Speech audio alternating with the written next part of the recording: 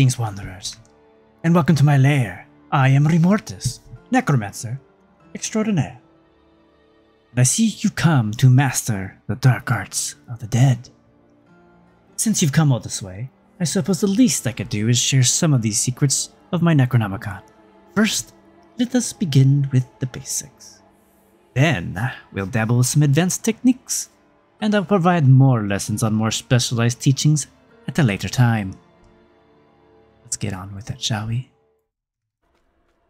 As necromancers, we use essence for the source of our magic. We can acquire this by a few different means, typically with our basic attacks. There are aspects and affixes that will aid in our essence generation as well. However, we'll get to that later. We are most infamous for our ability to raise the dead or utilize corpses scattered upon the battlefield. Some say this is barbaric or desecration. I call it resourceful. No matter which specialization you focus on, you will be using corpses in some matter. Speaking of specializations, there are 4 to 5 primary paths you could take depending on how you look at it. Blood, bone, skeletal minions, and shadow. I will order them in terms of difficulty. Starting with the easier forms of necromantic magics, I'll begin with blood. Blessed by Rathba himself, blood necromancers, or bloodmancers, focus on the manipulation of blood and life force of themselves and their foes alike. They have many means of healing themselves through blood orbs, forcing overpowering attacks, and coalescing that blood to fortify themselves, causing their health to exceed beyond normal means. The key skills they utilize are the Hemorrhage basic attack, which attacks quickly and can generate blood orbs on their own. Blood Surge, which is an area effect that explodes blood outwards from you, or Blood Lance, which throws sanguine spears, impaling your closest target and pierces targets beyond the first. Sometimes Bloodmancers take both of these spells, one for crowds and one for bosses, or sometimes a mix of each. Then we come to Blood Mist. This is the best defensive measure any Necromancer can take, not just for Bloodmancers, but they make the most out of it. This will cause you to disperse, being immune to all effects and damage for up to 3 seconds while in the state. You can cancel it earlier if you need to. Also, if you come into contact with foes during this, you will siphon a percentage of their health and restore your own health based on your maximum health. Blood Wave is our ultimate spell, which conjures a crimson tidal wave that knocks back enemies and leaves behind 3 blood orbs. And lastly, their key passive is Rathma's Vigor, which increases your maximum health by 10%, and every 15 seconds while you remain healthy, or above 80% of your health, you'll gain an overpowered attacks on any attack you do, so be careful not to waste it on a basic attack. The key statistics you will seek out if you follow this path and are items that provide intelligence, of course, maximum hit points, fortify, overpower damage, and obviously anything that enhances damage from blood skills. Bloodmancers typically do not use minions and sacrifice them to the Book of the Dead. They sacrifice their skirmishers or defenders for either critical strike bonus damage or magical damage reduction. And they typically sacrifice the bone mages for 40% more overpowered damage. And lastly, their blood golem for 10% more maximum health. Not having to micromanage your minions, in combination of being able to provide lots of self-healing and take decent amount of punishment, are some of the advantages of this line of magic. Whereas the disadvantages are the fact that you don't have minions to help distract your target, so be careful where you stand and try not to get stun locked. However, even if you do get crowd controlled, you can break out of it with your Blood Mist, but if it's on cooldown, be careful. As you adventure into Sanctuary and grow your power, you should focus on acquiring the Blood Surge aspect, Blood Bathe, acquired at Hoarfrost Demise and Fractured Peaks, northeast of Kyovashad, which will produce a second Nova from Blood Surge at reduced damage. It's still more damage in the end though. The Blood Lance aspect, Blood Seeker, which can be found at Mercy's Reach and Fractured Peaks, northwest of Kyovashad, which will do more damage to your primary lance target and for each other impaled target. aspect of potent blood from Betrayer's Row in the Dry Steppes, which you won't be able to get to until about Act 3 or so, can help provide essence anytime you pick up a Blood Orb. However, Bloodmancers will reach incredible potential if they can acquire the Explosive Mist aspect, which causes your Blood Mist to automatically cast Corpse Explosion at small intervals whenever you traverse across it while in your mist. This can result in some explosive damage, no pun intended, if you wait to cast your Blood Mist when Rathma's Vigor reaches 15 stacks. There are other great aspects for Bloodmancers that can complement this focus of magic, whether it's just extra blood damage or overpowered damage. These are some of the few others I've come across in my travels you can see here. On to the Necromancers of Bone Magic. This is the traditional specialization most familiar to Necromancers during the second coming of Diablo's Reign of Terror. Focusing on creating bones to impale their enemies, these Necromancers make their foes vulnerable, and then exploit those vulnerabilities to make their exponents explode and cause incredible damage.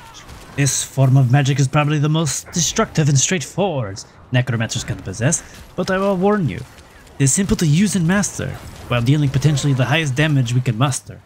You are quite fragile and must be more cautious when approaching dangerous situations. The key skills for Bonemancers are Bone Spear, Bone Storm, and their key passive, Ossified Essence. Bone Spear fires a bone projectile forward and then splits off into 3 pieces and comes back to you, piercing through everything it hits. Bone Storm causes a swirl of bones to appear around you and your golem, dealing a ton of damage over 10 seconds. It'll also reduce the damage you take and increase your critical strike chance if you spec into that. And Ossified Essence increases the damage you do when you have higher essence above 50.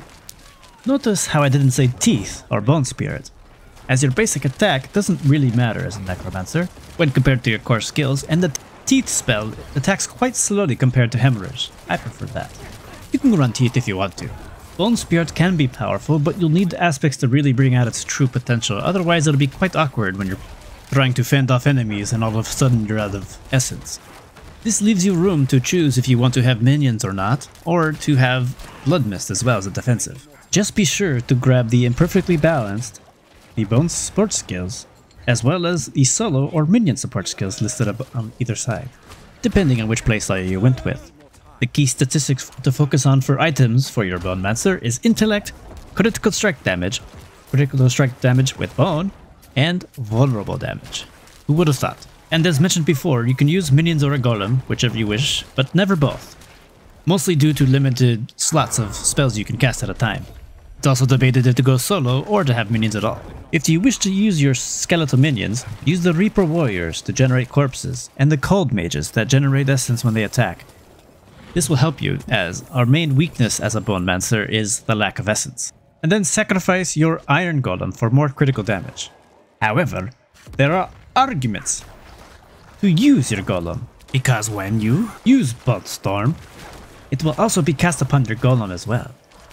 We could use the Bone Golem that generates corpses, or the Iron Golem that causes vulnerabilities. And we would sacrifice our Cold Mages for more vulnerable damage, and our Skirmisher Warriors for more critical strike chance. Or if you're going solo, choose all the benefits I just mentioned.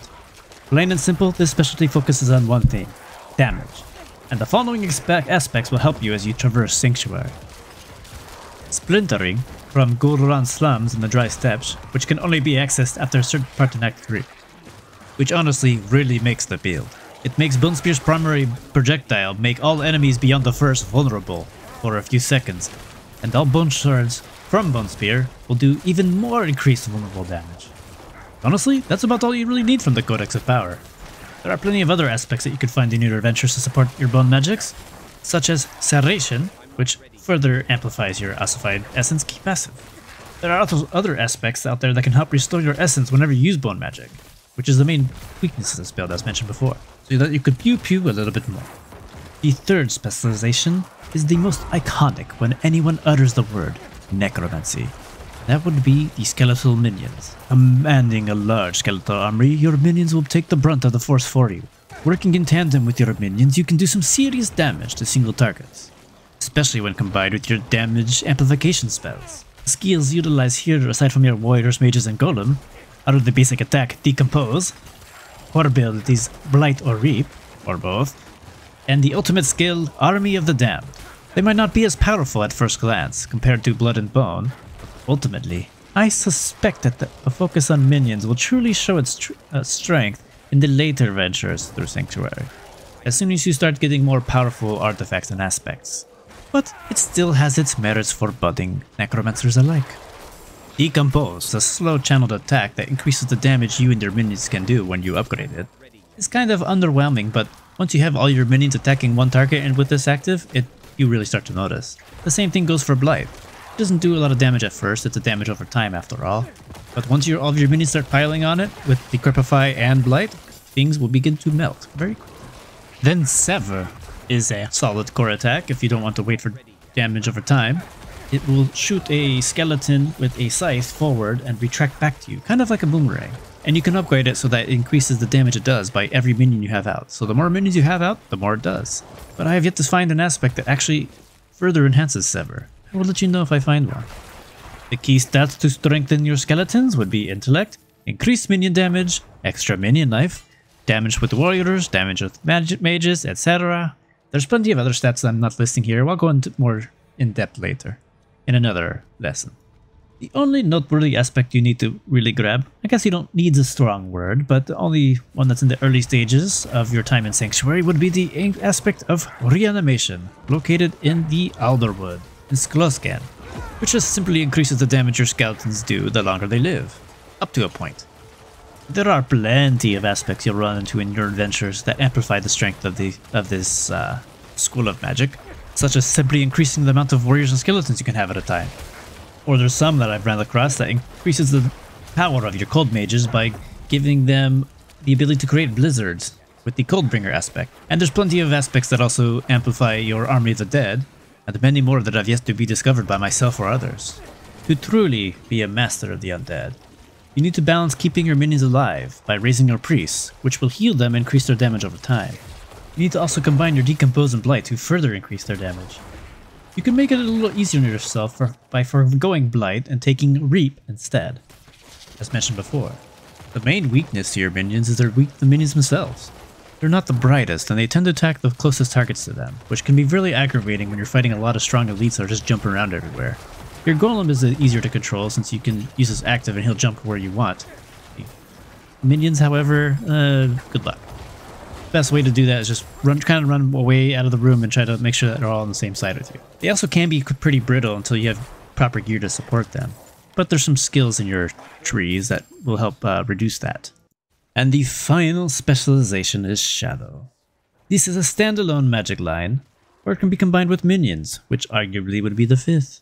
Shadow magic focuses a bit more on damage over time and has quite a bit of crowd control associated with its main spells if you upgrade them to do so. However, some of those upgrades can be used in conjunction with minions, thus making it the fourth and fifth specialization since there is a pure Shadowmancer as well as a hybrid Shadowmancer, balancing the two Shadow magic and minions together. Sadly, there isn't any supporting aspects in our Codex of Power, so to dip your toes into this specialization, you'll need to be more seasoned in your adventures within Sanctuary. And for that, I will go in more depth at a later lesson. I hope you enjoyed a brief look into my Necronomicon. Be sure to like, comment, and subscribe for when I open it again and go much deeper for each focus, and diving into the Paragon boards as well for each. Farewell for now, Wanderer. Or should I say, Necromancer.